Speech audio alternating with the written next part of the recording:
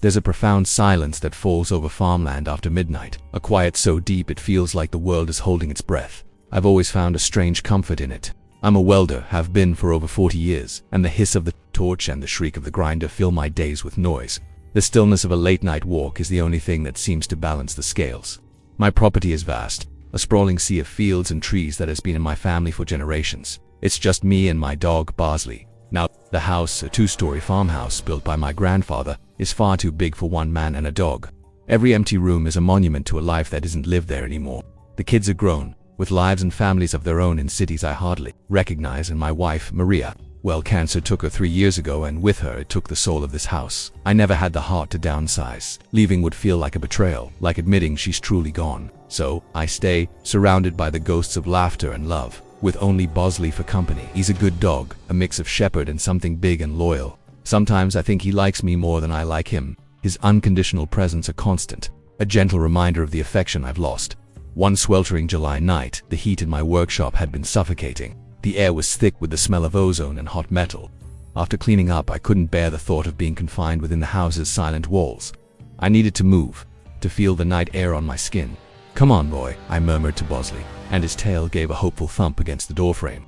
We set off on our usual loop, a well-worn path that circles the main pasture and dips into a small copse of woods before winding back toward the house. The moon was a slender crescent, offering little light, and the stars were scattered across the inky blackness like spilled salt. Bosley trotted happily beside me, his nose to the ground, occasionally darting off to investigate some nocturnal rustling in the tall grass. It was on the return leg of our walk, as the familiar silhouette of the farmhouse rose against the skyline, that something felt wrong. It was a subtle shift in the atmosphere, the kind of primal unease that your ancestors felt when a predator was near. My eyes were drawn upward, to the second-story window on the right. It was the window to our bedroom, Maria's and mine, a room I hadn't set foot in since the day I packed her clothes away in cedar chests. I couldn't bring myself to sleep in there, to lie in that bed alone. As I stared, for the briefest of moments, a flicker of movement against the dark glass, a pale shape, there and then gone. I stopped dead in my tracks, my hand instinctively resting on Bosley's head. He let out a low, guttural growl, the fur on his back bristling. He saw it too. My mind raced a trick of the light, a reflection of a cloud passing in front of a star. No, it was deliberate. It was inside. My blood, which had been cooled by the night air, began to simmer, then boil. The thought of a squatter, some vagrant, violating the most sacred space in my home, my life. It was intolerable. Grief and solitude had made me quiet, not weak. I broke into a run, the crunch of my boots on the gravel driveway sounding like gunshots in the stillness. I fumbled with the keys, burst through the front door, and took the stairs 2 at a time, Bosley barking furiously at my heels. I threw open the bedroom door, my hand already reaching for the light switch I hadn't touched in years. The room was flooded with a sterile, yellow light. It was empty, exactly as I had left it. The cedar chests were closed at the foot of the neatly made bed. The curtains were drawn. A fine layer of dust coated every surface, a testament to its disuse. There was no sign of entry, no sign of disturbance. I checked the closet, under the bed, even in the adjoining bathroom. Nothing. I felt a wave of foolishness wash over me. I was a lonely old man seeing things in the dark. I knelt and quieted Bosley, stroking his fur. "It's okay, boy. Just your old man going crazy." But as I stood there in the silent, dusty room, I couldn't shake the chilling certainty that something or someone had been there, watching me from that window. The next night, sleep offered no refuge. I was jolted awake by Bosley, not just growling this time, but a deep, menacing bark that echoed through the house. He was standing at my bedroom door, staring up at the ceiling. I sat bolt upright, my heart hammering against my ribs, and listened. That's when I heard it. A soft, rhythmic creaking from directly above me, from Maria's room. It could have been the old house settling, the timbers groaning under their own weight, but my mind didn't interpret it that way. It was the sound of footsteps, slow, deliberate pacing, back and forth, back and forth. My first instinct was to grab the hunting rifle from the downstairs gun cabinet, but a stubborn pride, a foolish, masculine need to handle my own problems, held me back. I was a welder, my hands were calloused and strong. I was confident I could take on anyone who dared to be up there. I grabbed the heavy maglite from my nightstand, its weight a small comfort, and crept out into the hallway, Bosley glued to my side, a low growl still rumbling in his chest. I ascended the stairs again, each step a conscious effort to remain silent. The creaking stopped the moment my foot hit the top step. I pushed the door open, flashlight beam cutting a sharp white circle in the darkness. Again, nothing. The room. That was untouched. A perfect, dusty time capsule. My anger was curdling into annoying anxiety. This wasn't just my imagination. Something was deeply wrong in this house. The following nights were a cascade of small terrors. I came downstairs one morning to find the kitchen lights blazing, though I knew with absolute certainty I had turned them off. Another time I found a single cedar chest in Maria's room slightly ajar, a sliver of a silk scarf peeking out. I started to feel like a prisoner in my own home, the silence no longer a comfort but a canvas for my fear. I finally broke down and called the police. 2 young deputies came out, their expressions a mixture of professional concern and thinly veiled skepticism.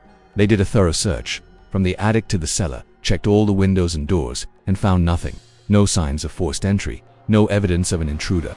"It's an old house, sir," one of them said gently. "They make a lot of noise and grief. He can play tricks on the mind."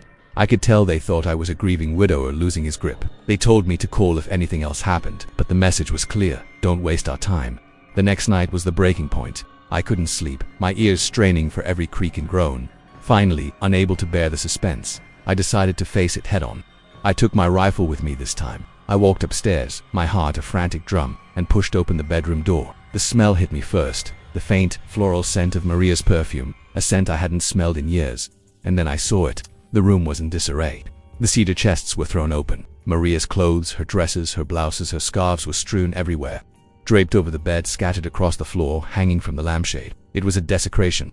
And in the center of the chaos, standing by the window and bathed in moonlight, was a woman. Her back was to me. She was small, too short to be Maria, with lank, dark hair. She was holding one of Maria's favorite dresses, a simple blue sundress, holding it up against her own body as if admiring her reflection in the dark glass. A wave of pure, unadulterated rage washed over me, eclipsing my fear. "Get out of my house," I roared, my voice raw. She spun around, and in the dim light, I saw a pale, gaunt face with wide, terrified eyes. She wasn't Maria, but for a horrifying, insane moment, she was wearing my wife's memory. She shrieked, a high, thin sound like a frightened animal, dropped the dress, and bolted past me.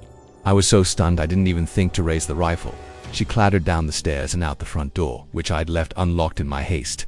By the time I got outside, she was gone, swallowed by the darkness of the fields. For months, my life was a waking nightmare.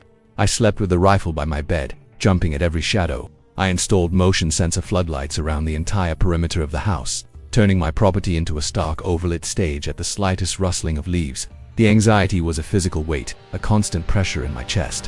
One night, sitting in the living room, a flicker of movement from the floodlights drew my eye to the window. There she was, standing at the edge of the woods, just beyond the reach of the light, a silhouette in the moonlight, just watching me. This time, there was no hesitation.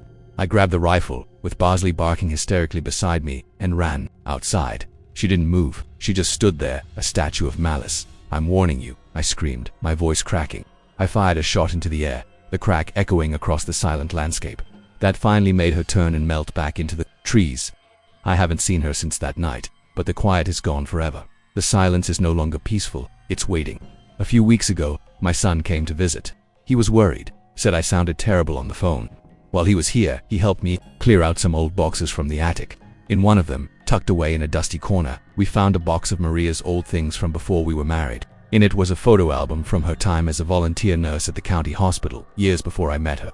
As I flipped through the brittle pages, my blood ran cold. There, in a group photo of the nursing staff, was a young woman with a pale, gaunt face and wide dark eyes. It was her, the woman from my house. Her name was written on the back in my wife's elegant script. Elisa, such a sweet, troubled girl. She grew so attached to me. I did some research. Elisa had been a long-term patient at the old state asylum, the one that burned down a decade ago. She was one of the few who was never accounted for, presumed dead. The asylum was less than 5 miles from my farm. She wasn't a random vagrant. She was attached to Maria. And now, in her broken mind, she must have come looking for her only to find me instead. I don't know if she thinks I'm keeping Maria from her, or if she wants to take Maria's place. All I know is that she's out there, in the woods, and this farm isn't big enough for the two of us. I'm not waiting for her to come back anymore. Tonight, I'm going out to find her. The life of a catering truck driver is a strange one. You live your life in reverse, working while the rest of the world sleeps, and sleeping while it works. My world is a blur of late-night highways, the drone of a diesel engine, and the clatter of chafing dishes in the back of a truck big enough to have its own zip code. It's not a bad job, but it's a lonely one, and by the time I get home, I'm usually a wreck. I'm either so jacked up on Red Bull and gas station coffee that my thoughts race a mile a minute, or I'm so exhausted I pass out with my work boots still on. One night, or more accurately, one early morning, I was heading home after a wedding reception that had dragged on until 1 a.m. It was close to 2:30 a.m. by the time I was driving my own car. a beat-up but reliable Honda Civic, and the familiar. The wave of post-shift fatigue was being held at bay by the chemical tide of too many energy drinks. My stomach rumbled, a hollow, aching void that demanded grease and salt. My brain buzzing and restless. New sleep was a distant dream. There's a McDonald's right off the highway, a glowing beacon of convenience about 10 minutes from my house. It's my usual port of call in these situations. I'm not a fast food junkie, but sometimes only the salty, crispy perfection of their fries can satisfy a specific, deep-seated craving. I pulled into the drive-thru, the familiar disembodied voice crackling through the speaker. There were a few cars ahead of me, which was surprising for a Tuesday morning. As I sat there, engine idling, my gaze drifted across the mostly empty parking lot. My eyes snagged on something out of place, tucked away in the darkest corner of the lot, backed into a spot as far from the building as possible. Was an old, beat-up Volkswagen Jetta. Its paint was a faded, indeterminate dark color, and the windows were tinted so black they looked like solid panels. It was strange because the lobby was closed. The restaurant was only serving through the drive-thru. There were designated employee spots on the other side of the building, so it wasn't one of them. The only reason to be parked there was to eat, in your car, but the placement felt furtive, like they didn't want to be seen from the road. I watched it in my rearview mirror as I collected my food, a greasy, fragrant bag of comfort. The Jetta just sat there, silent and monolithic. I dismissed it as my over-caffeinated brain looking for patterns where there were none, and pulled back onto the road. I didn't want to go home yet. The thought of my silent apartment was unappealing.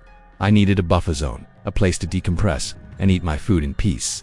I live in a surprisingly green part of the state, and just down the road from my house is a massive nature preserve. It's a huge, sprawling forest that covers a small mountain, and at its peak is a scenic lookout with a breathtaking view of the city lights. During the day, a road loops up to the top, but it's gated off at night. However, the road itself is still accessible on foot, a paved, easy path to the summit. It was a spot I used to frequent in high school with my friends. We'd go up there to escape our parents, to talk about everything and nothing, to feel like we were on top of the world. I hadn't been there in years, and a sudden, sharp pang of nostalgia hit me. It was the perfect place. The parking area for the preserve was just a large gravel clearing off the main road, marked by a simple wooden sign. It was completely empty, which is what I expected. The darkness here was absolute, a stark contrast to the artificial twilight of the highway. Before I could even turn off my engine, a pair of headlights swung into the lot behind me. A cold knot of dread tightened in my stomach. Who else would be coming here at this hour? My heart sank as the car pulled into a spot a few rows away from me. It was the Volkswagen Jetta from McDonald's. There was no mistaking it. The dented rear bumper, the impossibly dark windows. It couldn't be a coincidence. It was a statistical impossibility. They had followed me. I killed my engine and lights, plunging myself into darkness. My window was cracked open, and the only sound was the chirping of crickets. No music came from the Jetta. No voices. It just sat there, its engine off, a silent, menacing presence in the gravel lot. For a full minute, nothing happened. My initial panic began to subside, replaced by a logical, albeit forced, rationalization. Maybe they were like me. Maybe this was their spot too. It's a popular place for kids to hang out. But at almost 3 in the morning, the feeling that something was deeply wrong was a persistent cold itch under my skin. I sat there, my fries growing cold, debating my next move. Part of me wanted to just stop my car and peel out of there, but another, more stubborn part didn't want to be scared away. I didn't want to be alone though. I picked up my phone, my fingers fumbling in the dark, and FaceTimed my friend Sebastian. He lived only a few minutes away and was a notorious night owl. If he doesn't pick up, I told myself, I'm gone. To my surprise, his face appeared on the screen, illuminated by the glow of his laptop. He was up writing a paper. I quickly explained where I was and asked if he wanted to join me for a bit of late-night nostalgia. He hesitated, but I must have sounded more on edge than I realized, because he agreed. I'll be there in 10, he said. The 10 minutes I waited for him felt like an eternity. I kept my eyes glued to the Jetta, half expecting its doors to fly open and shadowy figures to emerge. But it remained still, a dark blot against the gravel. Sebastian's headlights cutting through the darkness was the most reassuring sight I had ever seen. I felt the tension in my shoulders ease as he parked beside me. "What's up with the creepy Stalker van?" he asked as he got out, nodding toward the Jetta. "No idea," I said, trying to sound casual. They were at McDonald's too. We grabbed my food and started up the paved path, the darkness of the woods enclosing us. Just before the path curved and the parking lot disappeared from view, I glanced back, as if on cue. All 4 doors of the Volkswagen opened simultaneously. 4 male figures stepped out. They didn't speak, they just stood there in the moonlight, looking at each other, then turning their heads in our direction. It was one of the most unnerving things I have ever witnessed. "Seb," I nudged him, my voice barely a whisper. He saw them too. We quickly continued up the path, Our pace much faster now, probably just going for a smoke, Sebastian offered, though his voice lacked conviction. Alarm bells were screaming. In my head, by the time we reached the summit, the spectacular view of the glittering city below managed to temporarily distract me from my fear. We sat on the low stone wall at the edge of the lookout, the same one we'd sat on 100 times as teenagers, and started eating. For a few minutes it was nice, it was normal, but the feeling of peace was shattered by the sound of voices and laughter drifting up the path towards us. We turned to see 3 of the men from the Jetta approaching. The one in the lead, who was smoking something that smelled much stronger than tobacco, was covered in tattoos and had a nose ring. He looked like he'd seen his fair share of trouble. They were acting friendly, which paradoxically put me more on edge. Instead of finding their own spot on the overlook, they walked directly up to us, their intentions clear. "What's up, guys?" the leader said, a half smile on his face that didn't reach his cold eyes. "Want a hit?" We both politely declined. One of his friends laughed, a short, sharp bark. "What's wrong? You guys too good for it?" Sebastian scoffed, but I felt a surge of nervous energy. My curiosity, or perhaps my stupidity, got the better of me. "Hey, weird question," I blurted out, "but weren't you guys just at the McDonald's on the highway?" The change was instantaneous and terrifying. The leader's smile vanished, his eyes narrowed, and his friendly demeanor evaporated, replaced by a look of cold, predatory appraisal. His 2 friends went rigid, staring at us with blank, hostile expressions. The silence that followed was heavy and suffocating, and in that silence a chilling realization hit me. There were 4 guys who got out of the car. There were only 3 here. Where was the 4th? My body went into fight-or-flight mode. I was ready to run. Sebastian, I could tell, was right there with me. Finally, the leader spoke, his voice low and smooth. "Yeah, I work nights there. Just got off." He pulled up his hoodie to reveal a grease-stained McDonald's uniform underneath. "Me and my buddies, we come here every night after my shift to unwind." It was a plausible story, a perfect explanation, but it felt wrong. The hostility in their eyes hadn't faded. It was an act, and a bad one at that. "We should probably get going," Sebastian said, standing up. As we turned to walk down the path, he suddenly stopped and grabbed my arm, pointing into the dense trees that bordered the lookout. I followed his gaze and my blood ran cold. There, half hidden by the shadows, was the 4th man. He was standing silently watching us, and he was holding something long and metallic. I couldn't make out what it was, but the way the moonlight glinted off it sent a jolt of pure terror through me. A crowbar, a tire iron. The moment he saw that we had spotted him, he started moving towards us, stepping out of the trees. That's when we ran. We didn't just walk quickly. We bolted, sprinting down the paved path with a desperation I had never felt before. We could hear them behind us, their heavy footsteps pounding on the asphalt, their laughter replaced by angry shouts. I didn't dare look back. My lungs burned, and my heart felt like it was going to explode. We burst out of the woods and into the gravel lot, fumbled for our keys, and jumped into our cars. I floored it, spraying gravel everywhere, my tires screaming as I fishtailed onto the main road. In my rearview mirror I saw them scrambling into the Jetta, its headlights flashing on. I was too scared to drive home, terrified of leading them right to my front door. I called Sebastian, my voice shaking. "Meet me on your street. Don't go home." We met up a few minutes later, both of us pale and breathless. We had a good head start, and I didn't think they had followed us, but we weren't taking any chances. "What the hell was that?" Sebastian panted. "Were they trying to rob us or worse?" I had no answers. Sebastian then showed me his phone. While the men were talking to us, he had surreptitiously taken a picture of the tattooed leader. He sent it to me. The next day I had off, fueled by a mixture of fear and anger. I convinced Sebastian to go back to the McDonald's with me. We needed to report that employee. We found a manager, a young guy who looked approachable, and showed him the picture. We told him the whole story. The manager's face went white. He told us something that made the events of the previous night infinitely more horrifying. "That guy," the manager whispered, his eyes wide with fear. "He doesn't work here. He got fired 6 months ago for aggressively stalking his ex-girlfriend who used to work the night shift. The police were involved. She has a restraining order against him. He's been violating it, hanging out in the parking lot waiting for her." A wave of nausea washed over me. This wasn't random. He wasn't following us for a thrill. He was a predator, camping out at his old hunting ground. We were just in the wrong place at the wrong time. He must have thought we recognized him, that we were going to interfere, or maybe he thought I was her new boyfriend. His unhinged mind could have invented any reason. We gave the picture and our story to the police. They took our report, but their tone suggested there was little they could do without a direct threat. It's been a week. I haven't been back to that McDonald's, and I doubt I'll ever go to the preserve at night again. The fear hasn't subsided. Last night I was watching TV when a car slowed down outside my apartment building. I looked out the window and saw it, the dark beat-up Volkswagen Jetta. It sat there for maybe 30 seconds, an eternity, before slowly driving off. They didn't stop, they didn't get out, but they know where I live. The police report didn't make me safer. It just gave a monster my address. Now, every time I hear a car slow down on my street, my heart stops. And I wonder if tonight is the night they decide to finish what they started. Forgive me if some of the edges of this memory are blurred. It was a long time ago, back when we were young and felt invincible. I grew up in Ardmore, Pennsylvania, a sleepy suburb where teenage boredom was a tangible force. Finding things to do was a creative challenge, and our particular brand of creativity led us to the shadowy world of urban exploration. We'd sneak into old, abandoned buildings, forgotten factories, derelict houses, places that time had left behind.